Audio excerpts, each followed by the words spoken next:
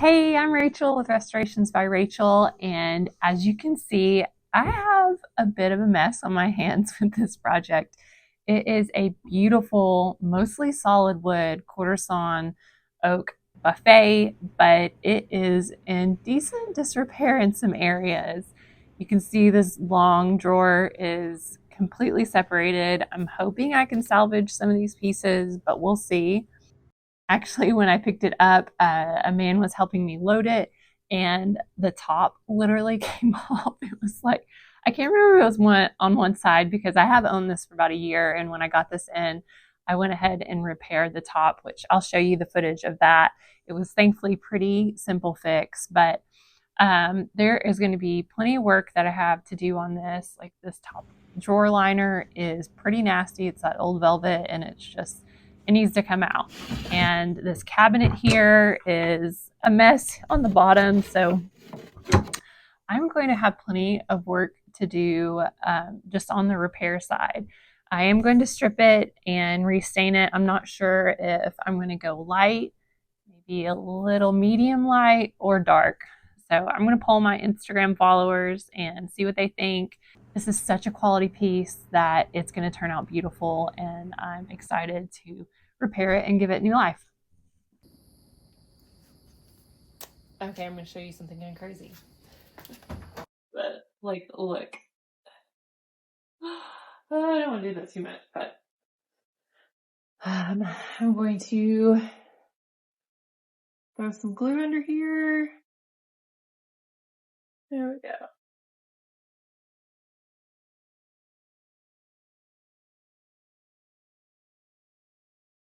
I'm going to have some major cleanup to do, but I'll make sure I get all these little spots.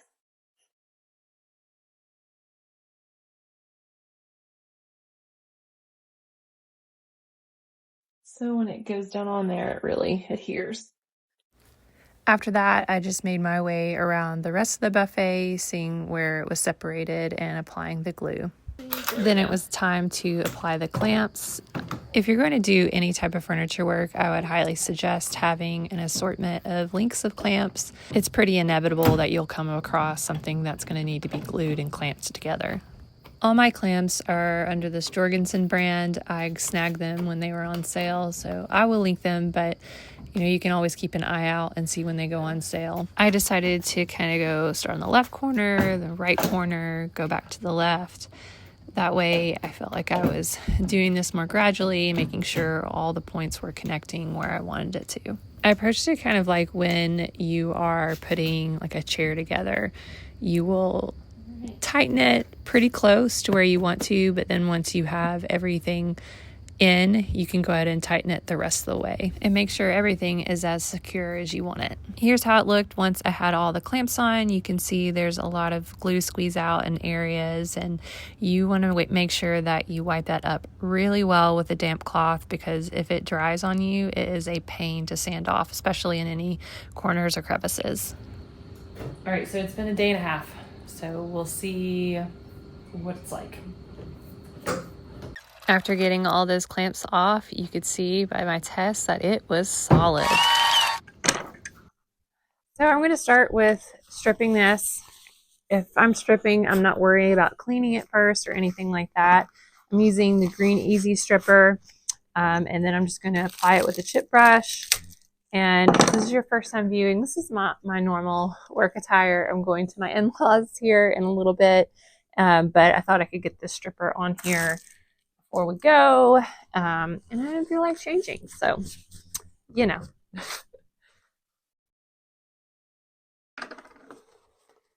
but it'll be nice. It'll be able to sit while we're there. This can sit for a while without drying out, from my experience. I will go ahead and put some plastic on top of it just to help it stay wet while we're gone, but should work pretty well.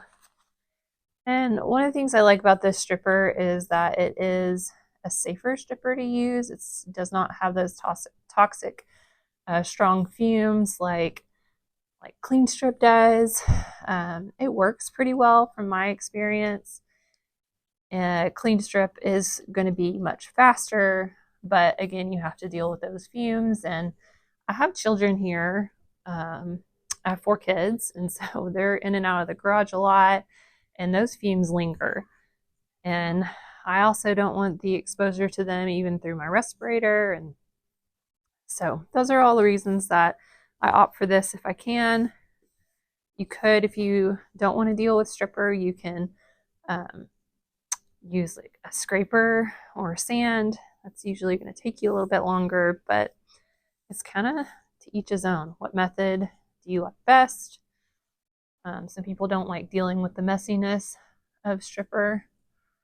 Looking at you, Andrea, if you're happen to be watching this, but I prefer to strip if I can.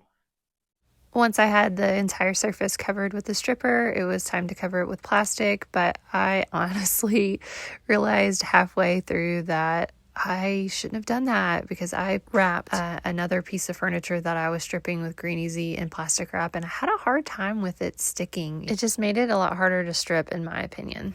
You can see from this better vantage point here that the plastic wrap just didn't peel off very well, so I'm using my scraper to get off. Thankfully, for a flat surface like this, it's not like a huge deal breaker. It just makes a little bit more work.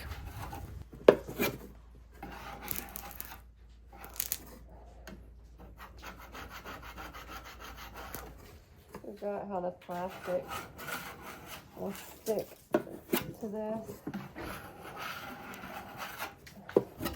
To clean it up, I'm using acetone. Since it's a flat surface, I'm just going to pour it right on there, and you want to work in small sections because it evaporates rather quickly. And you can see I'm wearing gloves, and what you can't see in the shot is I'm also wearing a respirator, so you protect your lungs when using this stuff. But I'm just scrubbing with a steel wool pad and then coming in and wiping it down with paper towels. And then once I was done scrubbing it down everywhere, I did one last pass with the acetone to make sure everything was good and clean, and be sure that you lay out flat any of your soiled rags to dry so they don't spontaneously combust, because that is a risk.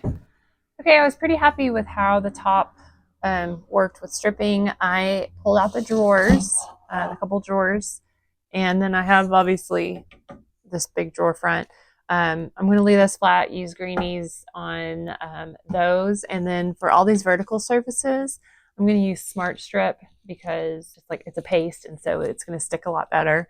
It works about the same as Green Easy in my opinion. So using that a bit interchangeable, using what I have on hand, and so I'll get that on and then get to sanding everything. The one thing I will say about this product, I have the hardest time getting the dumb lid off.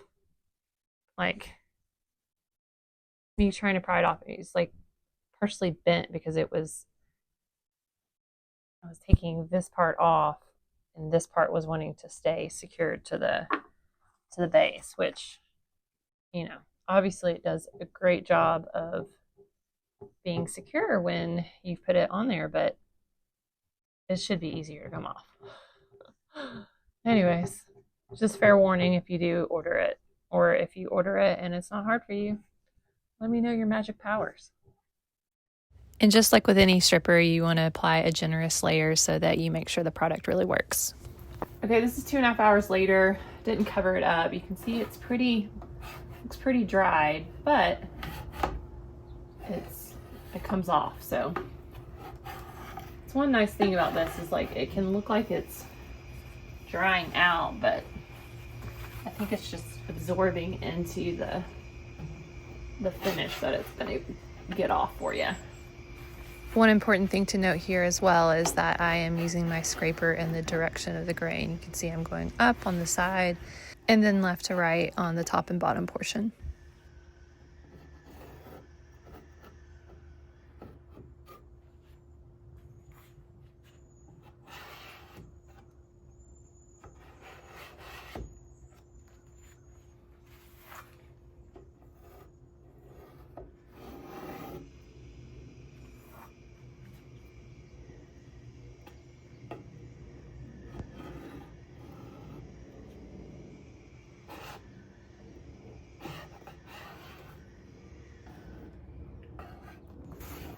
And Green Easy was working well on the drawer fronts. I like to have something at the end of where I'm scraping if it's a flat surface. That way I can just scrape it right off on there. And you'll notice that I am going around those hardware holes because if it gets down in there, it can get really gunky and hard to clean out.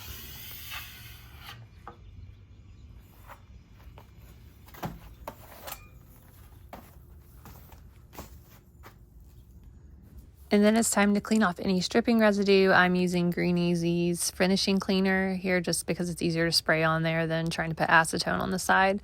But it works really well, and like with the acetone, I like to work in small sections and wipe it down really well. So I thought this might be a good comparison to kind of look at. This is the Smart Strip, and then this is the Green Easy stripper. So you can see this took more out of it. Seem to, as compared to the Green Easy, like more of the orange finish, and I'm sure this will sand out quite easily, but it's always nice if your stripper is taking more off of it. So obviously it was annoying with the top, like trying to get the top off, but it seemed to take off more product. Okay, now that everything is stripped and dried, it is time to sand. I'm going to start with an 80 grit and then work my way up through the grits. Sanding shouldn't be too difficult. There are not too many cracks and crevices to really work around, a lot of straight lines. It's going to be like the drawer repair and some of those fixes that'll probably be more time intensive. Okay, y'all, I'm looking at this door and thinking like, why didn't I just take these hinges off in the first place? I mean, it's obviously generally easier to just keep them on so you don't have to mess with making sure you put them in the right spot. But as I take them off, I'm going to label them. So this will be top right, bottom right, and then I'll also like keep the screws in the same spot and like tape them on. So there's just, it makes it the easiest going back on, because sometimes when you take these doors off and put them back on, then they won't fit the same like they did before taking them off. Okay, so how I ended up labeling this is the top right hinge. This is the part that goes in the door, and this is the part that goes into the base of it. And then I have the screws in there, and I don't have to label like top and bottom because inherently, since this goes into the base, it's gonna go like this and make this the top, because if it, you know, you switched it and you had to go into the door, then they'd be the other way around. So that's what I did. You can see the inside of the buffet was quite dirty. I'm not really sure what the drips looking pieces are here because I didn't have any stripper there, but I just didn't feel comfortable leaving that, even though the drawer would hide it, and sanded it back, and it didn't take much effort, and it just looks so much better. So one shortfall of the orbital sander is it does not get into these corners. I have a surf prep sander that I could get in here too, but I don't know, I'm just in a hand sanding mood, and this will show you too, because obviously the surf prep sander is a large investment. This is just another inexpensive option for doing this area, and it shouldn't take too long. So I have an 80 grit sandy disc on this little guy, and it's part of this contour sanding kit that I have. And then for the corners where this won't quite get in, I can wrap the sandy disc around there and just sand there too.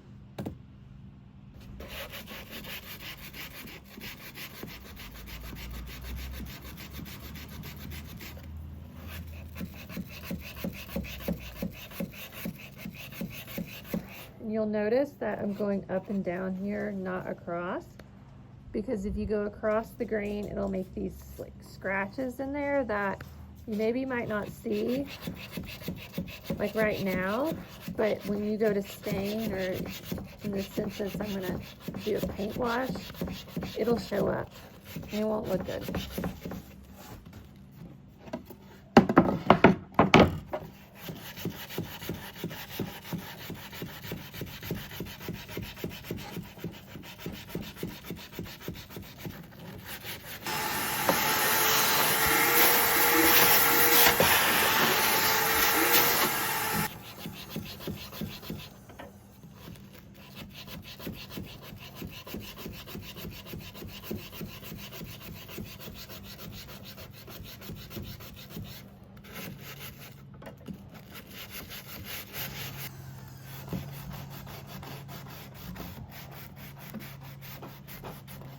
You'll see here that I'm going up and down to sand, but then I also try to get that little lip very carefully that I go where I go left to right. And if you're wondering how long this took, looking back at the footage that I recorded, it looks like it took me about 5 to 6 minutes to do this one side of the door. While I was sanding the drawer fronts, I decided that I did not like the sides too, where they were just kind of looked beat up and weren't quite uniform in color, so I decided to sand those as well. And that was another thing, like, it didn't take a whole lot of time, but I think it'll really make a big difference with how it looks when you open the drawers. Okay, one of the mystery solves. I had this little piece of wood hanging out in this drawer because I did not know what it attached to or where it belonged, but I was sanding here inside the cavity of the dresser or the buffet, and I noticed these little guys. And there's one missing here. And then it just, I think it's probably gonna go, I don't know. I'll figure out the right way that it goes, but it fits in there. So I'll just have to glue it and that'll be fixed. Okay, let's get this guy in here. Just do a quick little test fit to confirm. I like how it looks. Just gonna put glue along the back.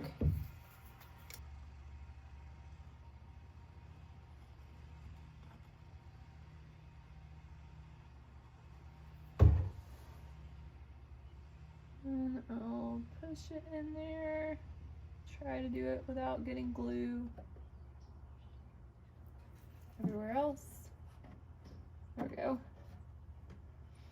And so, you know, one issue is my clamps won't really fit in here to get it there. So wipe down some of this excess here first. And then I'm gonna use this painter's tape to just give it a little extra push in there. And I finally came up with a solution for this guy that's falling apart. I'm just planning on securing them to this you know, board that runs along on the edges and in the front, just with brad nails and with a little bit of glue. And the brad nails should go in there, and obviously got to clean that up too. All right, y'all, it is a balmy 37 degrees in my garage. I probably should like get a space heater, but I'm in Texas. I'm not expecting this. It's like colder outside of my garage, but I'm hopefully going to get a lot of the repairs done today, fix that drawer, put it together and glue it up, and then get that old velvet lining out of the top drawer and get some sanding done. So I got a few hours until I head to my kiddos' Valentine's Day parties, and so I'm hoping I can get this done. Now, if you recall, I started with 80 grit, so now I've bumped to 120 grit, and then I'll go up to 180 grit. The first sanding is always the longest, and then it's nice once you've gotten everything off that you wanted off, or mostly everything off. It's a lot faster with the 120 grit, and then your subsequent grits as you go. Now, it's important to note that if this was not solid wood, I may have started with the 120 grit just to be safer, because if you're trying to remove finish or sand on a veneer, you have a much higher risk of burning through it if you start with an 80. If it's a thicker veneer, then you might feel more comfortable doing that, but I usually like to start with a 120 grit if the surface is veneered. But since this is solid wood, I felt like I could basically go to town on this, and it's really nice to not have to worry about burning through anything. Another thing I'm having to take care of is there are these like nails that were through the back and then into the back brace piece of the drawer front, or the drawer, it wasn't the drawer front. I was taking my hammer and trying to brace it as much as I could and then knock it back through, and I was successful on some of them, as you can see.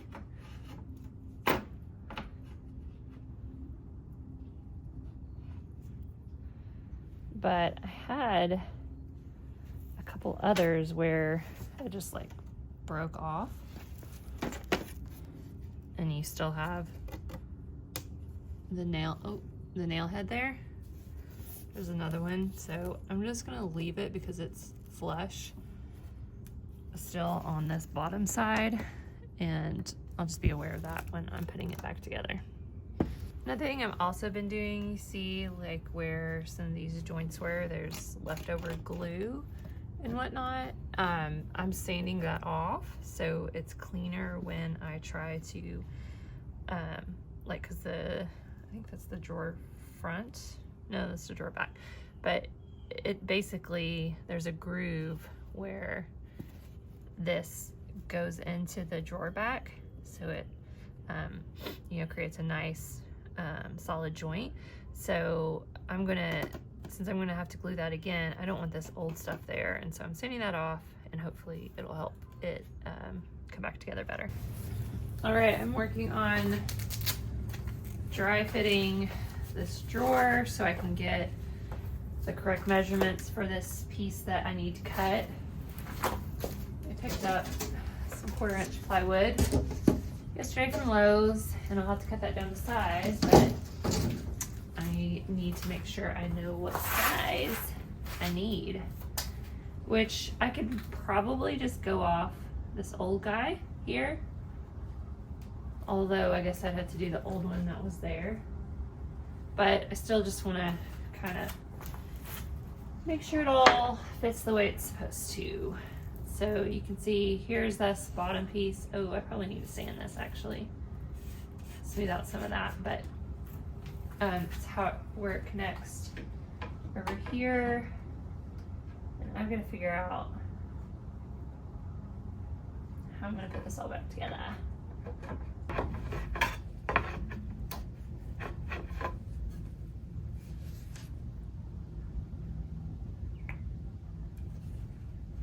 Let me see how this is supposed to fit. I wonder if I have this on the wrong.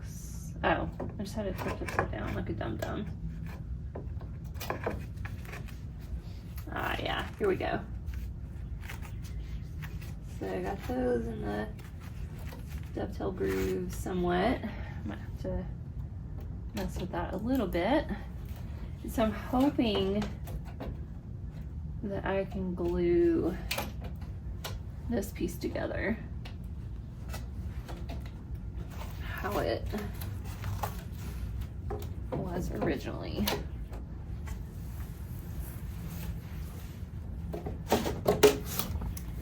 And as is typical, it's not wanting to just be super easy, but this looks like be pretty close.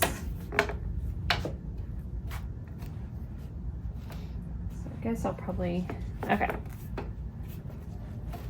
So the trick is gonna be figuring out, I guess I'll clamp it this way once I get it all glued in. So that has a good bond. All right. Meanwhile, I am gonna clamp it so I just have a good idea of like how it's gonna fit together and what my new board needs to do. All right, you can see it still has that little bit of a crack. I'll do my best to fill that, make it look better, and then glue that down in there. Once I had my measurements, it was time to cut this plywood to size. I was really fortunate that it was already square. These don't always come square from the hardware store, so that's something you want to check for. And so I first did my rip cut. That's when you cut with the grain. And then once it was off, I measured in several places to make sure that it was indeed square. Now the next cut, I was gonna have to do a cross cut. That means you're like cutting across the grain, and that has a higher chance of splintering. So I put a piece of painter's tape down where I'd be making the cut to help reduce splintering. You can see with these cuts that slow and steady wins the race here. You're just trying to gradually go through the blade, not force anything. I honestly probably need to replace my blade. I think it's getting a bit dull, but for you who maybe do some more woodworking, I'm curious. You'll see here at the end that my plywood is having a tendency to get really stuck in the riving knife, and I'm not quite sure why. So if there's any insight to there, I would love to learn and try to figure out how to fix it. You can see now with the tape off that there still was some splintering, but it's not too bad, and I'll fix it with sanding with 220 grit. Now it is time to dry fit this thing and really hope that I made all my measurements and cuts correctly, and thankfully it all fit together really well and it was time to glue it down. I started with the original side and that one drawer side that was broken. I thought that that was kind of the main piece that I really needed to make sure fit together well, and then I glued together the rest of it. As I was going through the process, I was going back and forth, making sure that everything was staying where I had originally had it and adjusting if necessary. One thing I would do for hindsight, just looking back, is to put some type of 90-degree angle bracket in the corners just to make sure that those were right at 90 degrees where they needed to be, but thankfully that didn't end up being an issue for me.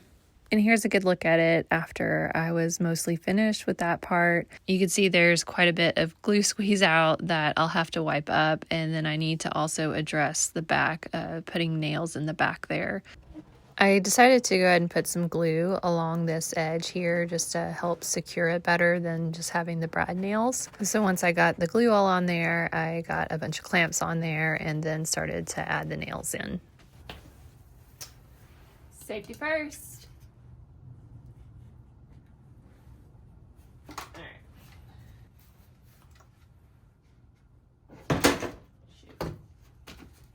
That doesn't help. Come over here. There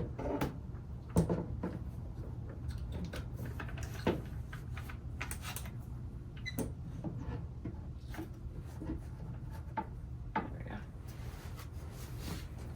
This always makes me a little nervous.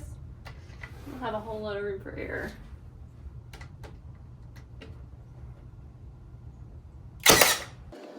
When I say I don't have a whole lot of room for error, it's really easy if I don't put the nail gun in the right spot for the nail to not go through the back of the drawer there. So I'm checking to make sure that I've done that correctly and continue along. Okay, I feel like she's looking pretty good. I'm gonna let this sit for probably 24 hours so the glue dries and gets really cured.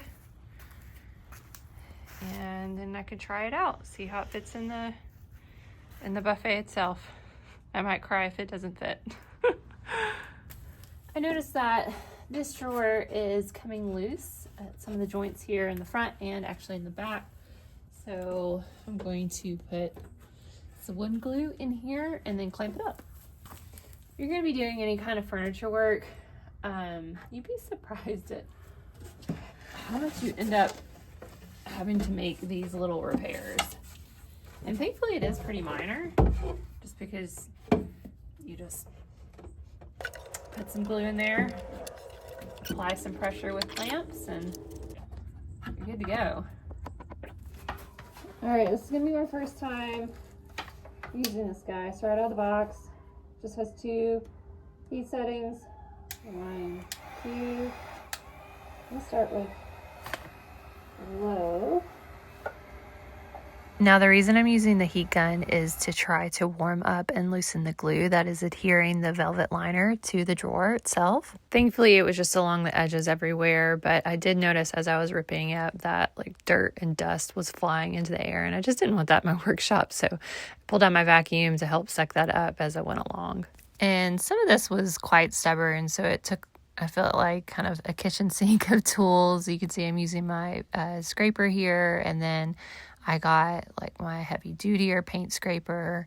I got a razor blade. I was also sanding some, just trying to get some of these stubborn areas up.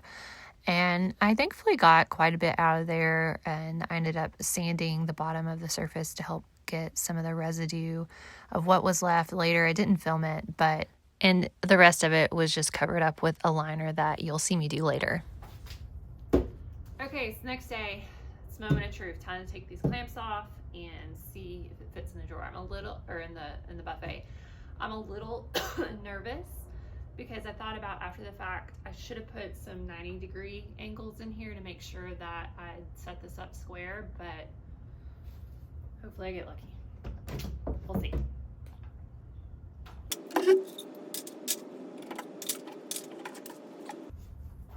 All right, seems sturdy, so let's put it in there.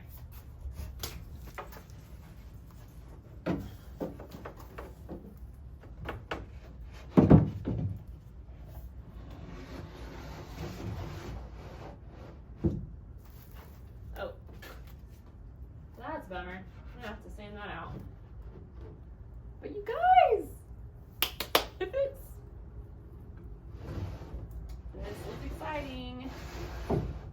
Okay, that was so exciting that the drawer fit in there. I was kind of nervous about that, and it would have been a pretty big roadblock if it hadn't, so really grateful. But now the next plan for today is to finish sanding. I need to do like a couple drawers. I haven't even done 120, but then I need to go to 180. I think I'll be able to stop there at 180 grit because last time I had a quarter sawn oak piece that I was working on, I think the grain's just tighter, and since it's a firmer cut of wood, it just was really smooth already at the 180. If not, I'll go up to 220, no big deal. But then I'm hoping to get the paint wash on there today before I can then let it sit overnight and hopefully do top coat tomorrow, because that's going to be like my last warm day. I'm not, obviously I have my hat on, it's kind of cold here today, but it's supposed to be in the 60s tomorrow before like another really cold front comes through, and I'll at least be able to work on the other pieces inside. So that's the plan. Plans don't always go as hoped, so we'll see, crossing fingers. I did find that after sanding with 180 grit that it was plenty smooth, so I stopped there. Okay, y'all, it is time for the paint wash. So I'm using this color by Wise Owl. It's called Leatherwood. I've seen someone use this as a paint wash, and it was really pretty. So what I like to do is a 1:5 ratio. I'm planning on filling this cup with paint and then doing 4 parts water, and that should be plenty for this project. All right, I decided not to use this cup because I was like, man, that seems like a lot. So I'm going to start with like 2 medicine cupfuls of this, and then you know, obviously do the same ratio of water and see how much I have. Okay, I have my paint wash mixture. And I like doing this with a deck brush because I can cover more area with each swipe. There are some different methods I've seen some use than what I do, but this has worked well for me. So I'll keep doing it and don't feel like experimenting right now. But I'm gonna grab plenty of these because I'll be wiping back the excess. And I have this spoon in here because the paint will want to settle at the bottom and the color can get uneven, kind of get darker as you go. So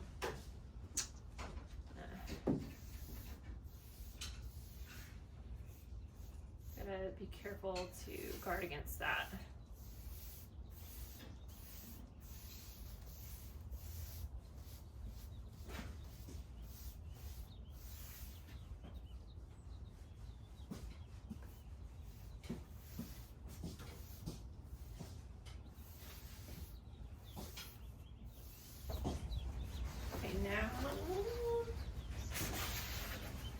First, I'm going to get some of these drips so don't cause me problems. Okay. Now I'm going to start swiping back the excess. I don't know if this is really absorbing much. I know that this quarter sawn is much tighter grain.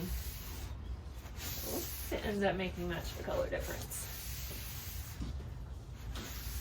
And if it doesn't, honestly, I kind of like this natural oak look. Make it a bit of a rustic feel to it. So we'll see. I'm just gonna see what the piece allows me to do. Once I had finished back wiping all the excess that I thought needed to be wiped back, I am now going over the entire surface with long strokes, completely left to right without picking up the rag, just to help with it to not be streaky in any way. And then I continued paint washing the rest of the buffet, working in sections and wiping back as I went.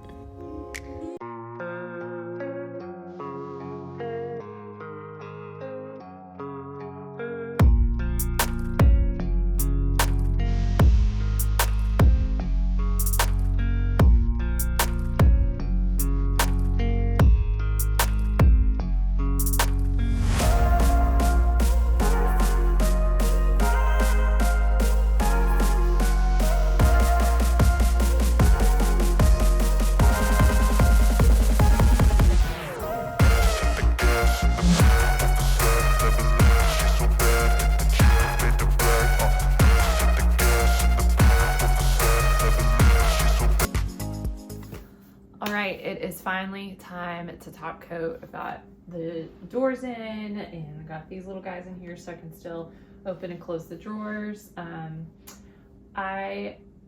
Originally I talked about that I was going to do more of a medium tone, but now that I have this paint wash on here, although it's not, the paint wash didn't absorb as much as I anticipated. I anticipated it being a little bit darker than this, but I still kind of like its natural oak state.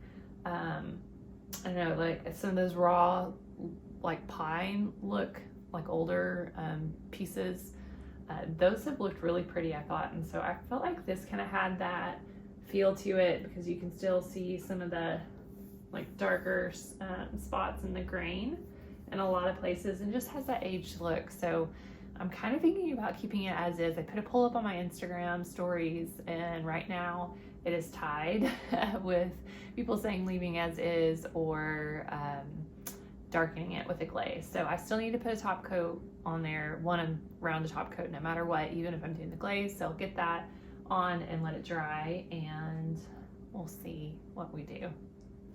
What would you do? What's your opinion? But I think it's gonna look good either way. I'm just kind of liking the raw feel. So we'll see. For my top coat, I am using General Finishes High Performance Top Coat in flat. I really like the finish that this gives on a piece. It does like have a little bit of a sheen, but in general it's pretty flat and it's still quite durable. To apply it, I'm using my Earl-X 5700 sprayer. I think spraying top coat or spraying paint is always the way to go if you can. This one is a little bit higher price point. It's new to me, but the Home Right sprayer is a really good entry-level sprayer. And then Wagner also has two different sprayers that are pretty similar that I've used, the Flexio 3500 and the Flexio 5000. And both are really great sprayers for that kind of middle ground price tag. Since top coat is so thin, you want to make sure that you aren't spraying it on too heavily because that can result in drips. I do find a couple places later that I actually sprayed it on a little too much, but it is pretty easy to sand back and smooth back, but it's also nice if you don't have to do that.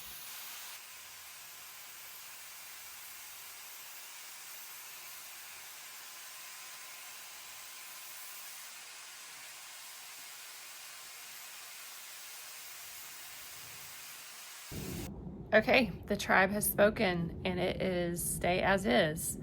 I'll put the results up here so you can see, but I am going to get a second top coat on here.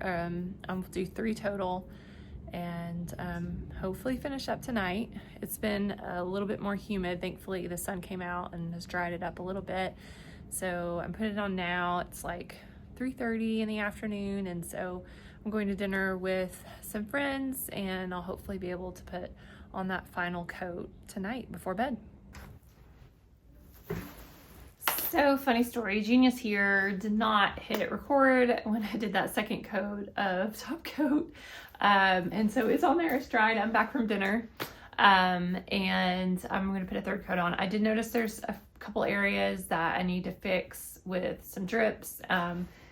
it kind of messed up here where the tape was on the hinges, and so I took that off. I'm gonna have to sand that smooth, but nothing too major. Should hopefully do that pretty quickly and then get my last coat on.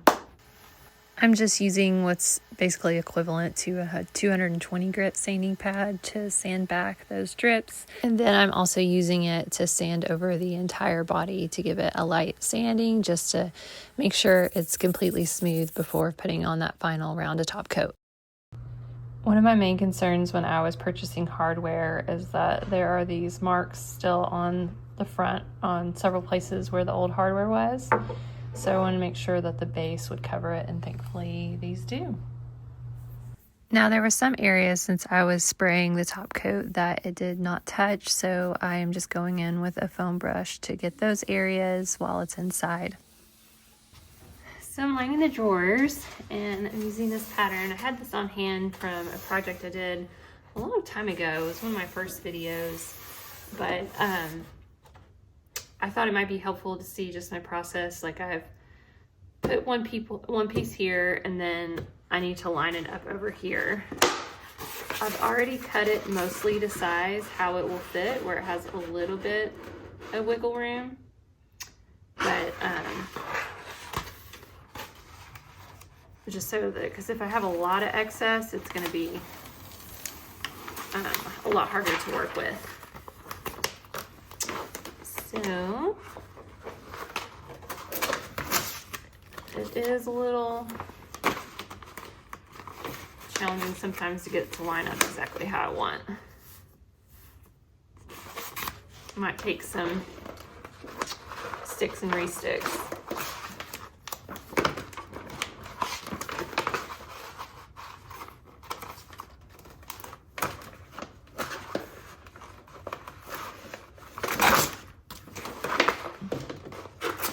Is like I lay it down, it wants to get caught. So got kind of that lined up. Let's see if I can. Sometimes you have to do it like little by little.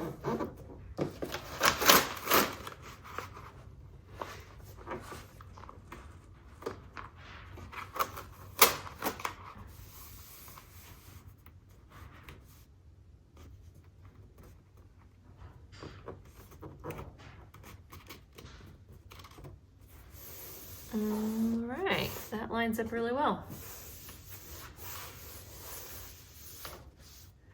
And because there's this ridge here, I am gonna go ahead and cut that off, and there will just be this one panel visible in the middle, because it's just, I think it'd be difficult to make it look good with there being paper over the middle. Now I'm trying to just spread everything out really smooth and then get the paper really tight into those corners, so when I go to cut it, it's not cutting it weird and it cuts all the way right crisp at the edge.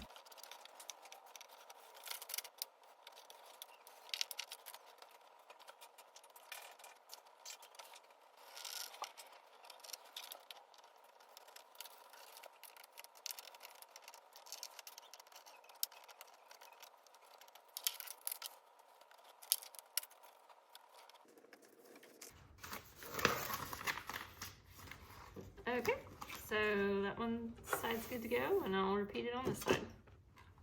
To finish off the drawers, I'm using Howard's Speed and Wax to get all those areas that I sanded, and also get the bottom of the drawers so that they'll glide more smoothly. All right, final step. I'm using Restore Finish on the inside of the cabinet, and once you put it on, you want to wipe back immediately, and then later I applied Howard's Speed and Wax to protect it. Goodness, this has been a long project, but let's take a look back at where we started. It had an orange outdated finish, the drawer had completely fallen apart, the top was coming off, had to be glued back on. The interior of that top drawer had a really dirty, nasty velvet liner, and that cabinet interior area was busted up. It needed a lot of love, but after lots and lots of hours of work, here it finally is. What do you think? I love it. I mean, you cannot get over the quality of this kind of piece. It's really hard to come by something that is truly solid wood. It just needed some love because it was in quite a disrepair. I think the lighter stain looks good on it, and then the updated hardware goes well with the lighter tone. I really like the kind of eclectic nature of the drawer liner. It makes a bit of a statement while the rest is just a simple beauty. I'm also really proud of this drawer repair. I think it turned out really great, and I'm just really pleased that it was all able to come together and I was able to make it new again. What about you? What do you think of its new look? Would you have gone darker, or do you like more of this raw, rustic look that it has now? Thank you so much for watching, especially on such a long video. I always appreciate your support and helpful comments, and I look forward to catching you on the next one.